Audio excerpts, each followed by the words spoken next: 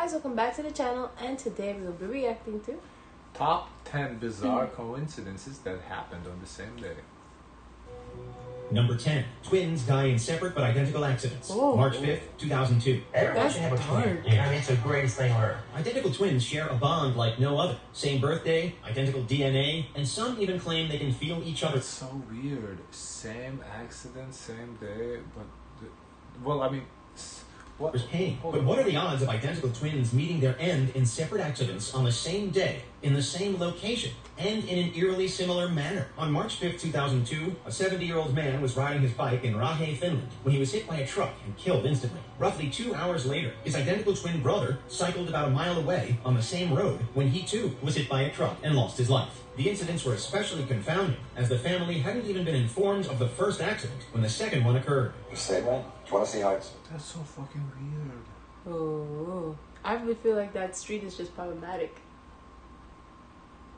But like the fucking same day? Twins? No, I think that street is just problematic. You know, some streets are just dangerous like that. Like, I feel like I pass through certain streets that I know I'm on guard because I know accidents happen there. I don't know. Oh, no.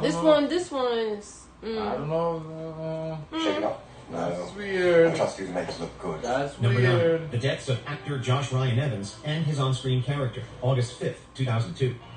After. Terry doesn't like the sound of that. Hollywood actor Josh Ryan Evans was born with achondroplasia, a rare disease that stunted his growth and gave him the appearance of a child even in adulthood. Rather than let this hold him back, Evans used his unique appearance to his advantage, snagging roles as both children and adults in films like How the Grinch Stole Christmas and the soap opera Passions.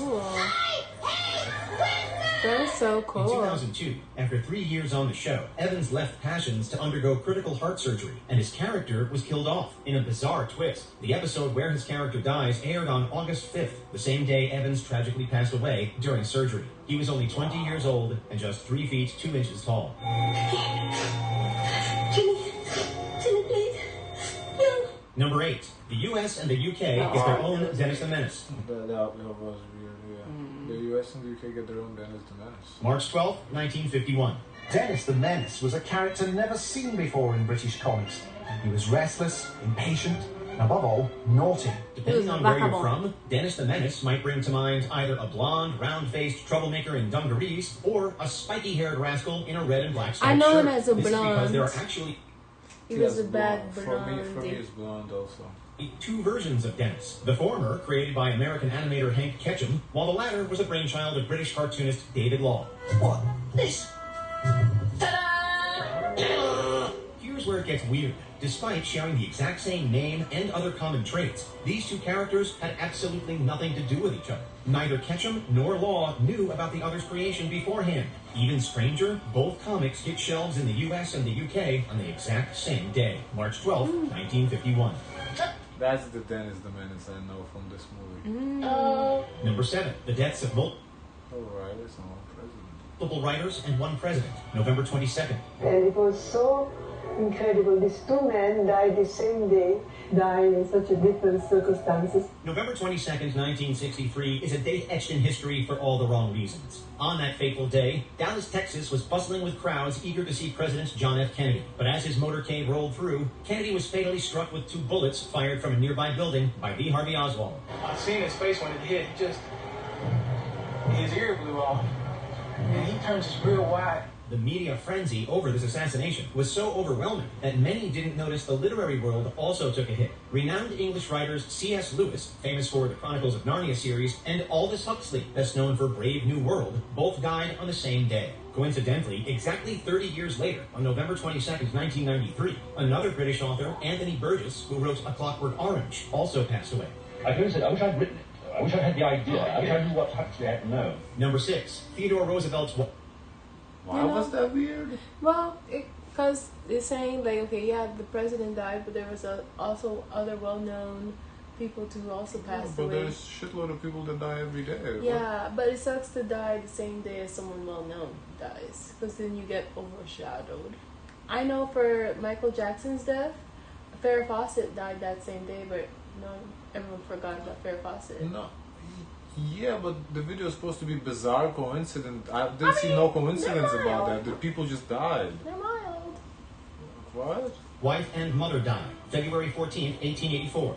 The loss of his mother was blow enough, but his wife's passing crushed him to the soul. Valentine's Day is usually a time for love and affection, but for Theodore Roosevelt in 1884, it was a day marked by devastating loss. Just 2 days earlier, on February 12th, while Roosevelt was out of town, his wife Alice gave birth to their daughter. His joy was, however, short-lived, as he soon received news that both Alice and his mother Martha were gravely ill. Roosevelt rushed back home, arriving just in time to see his mother succumb to typhoid fever in the early hours of February 14th. Mere hours later, in the same house, Alice also passed away from kidney failure. A grief-stricken Roosevelt marked that day in his diary with a large X, writing, quote, "The light has gone out of my life."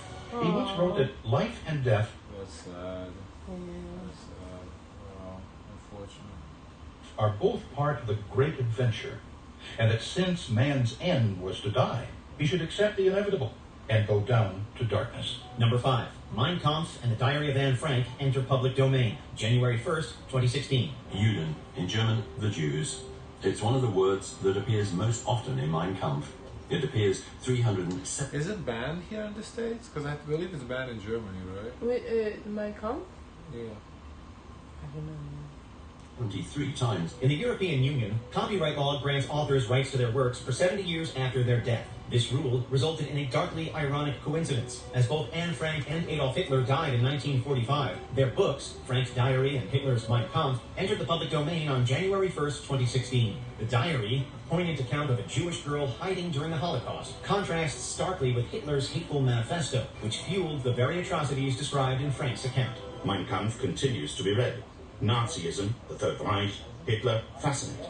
Though many feared the wide availability of Mein Kampf might spread Hitler's vile beliefs, its simultaneous release with Frank's diary served as a blunt reminder of the horrors those beliefs inspired and the need to combat them. Oh, dear. Yeah, but nobody knows about the diary. Everybody knows about Mein Kampf. That's... In school, they had us read the diary. I never heard of this diary before in my life. You never heard of the story of Anne Frank? No, here in the States, they have you read it in middle school. Really? Diary. Means I don't know now. Number 4. Stephen Hawking. That again, I didn't feel that was a coincidence. That was just, I don't know. Hawking's connection to two famous scientists, January 8th and March 14th.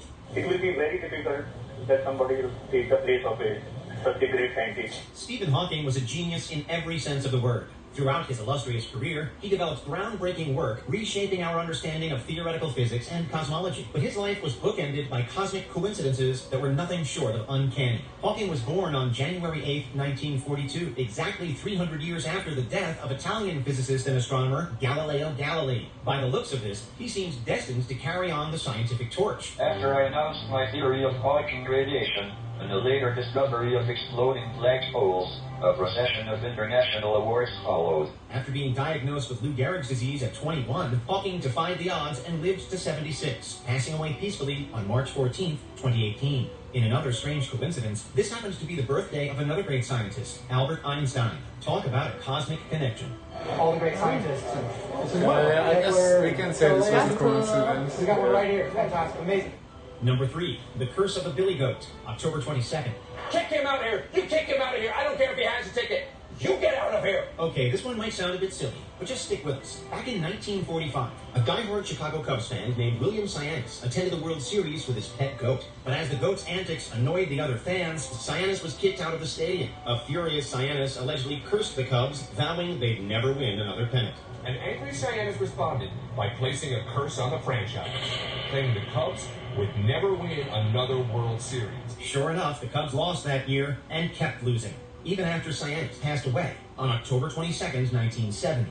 Lo and behold, on October 22nd, 2016, exactly 46 years after Sionis' death, the Cubs finally won a pennant, and for the first time in over a century, clinched the World Series. It was as though the curse was lifted from beyond the grave. That's funny. Number 2, the death of two founding fathers, July 4th, 1826. I feel like the earlier coincidences were more coincidences than what we're seeing here, like, as we're counting down. Like, so if anything, I feel like the order should have been reversed. Yeah. Because for me, the biggest one was the two twins dying on this. That was, like, the biggest one so far, I feel. Jefferson, father, Thomas Jefferson and John Adams were key figures in the founding of America, sharing a deep friendship and a passionate rivalry. Both men worked together in drafting the Declaration of Independence in 1776, but were driven apart by their ambition and political differences. Jefferson served as the vice president under Adams, then challenged him for the presidency in 1800 and won. What precisely is Monsieur Talleyrand's unbridled contempt but a provocation? War has been this administration's policy from the beginning. Despite their disagreements, they rekindled their friendship later in life through a series of letters. Their friendship culminated in a strange coincidence, as both men died on July 4th, 1826, exactly 50 years after signing the Declaration of Independence. Whoa. Adams' last words reportedly were, quote, "Thomas Jefferson survives," oblivious to the fact that Jefferson had in fact died just hours earlier. This is the letter that got them started up again. That's cool. That's a little bizarre. Okay, I'll give this one. Interesting letter. January 1st, 1812. Before we continue, be sure to subscribe to our channel and ring the... If you're on your phone, make sure you go into Accepting Speech and Barack Obama's presidential nomination, August 28th. Among the Wait, speakers, can you go back, please? Speech and I have a dream speech. Barack Obama's presidential nomination, August 28th. Among the speakers, the Reverend Dr. Martin Luther King Jr., who electrified the crowd with a stirring "I Have a Dream" speech. On August 28, 1963, Martin Luther King Jr. delivered his iconic I Have a Dream speech during the March on Washington, a rallying cry for racial equality. It was a defining moment in the civil rights movement, with King yearning for a future free of racism. I have a dream that one day this nation will rise up and live out the true meaning of its creed. While we're still chasing that vision, a significant stride was made exactly 45 years later. On August 28, 2008, Barack Obama accepted the Democratic nomination for president, becoming the first black nominee of a major U.S. political party. The symbolism wasn't lost on anyone, especially the... But you can plan for that, though. I can't say this is a coincidence. Oh, no. No. No. So what?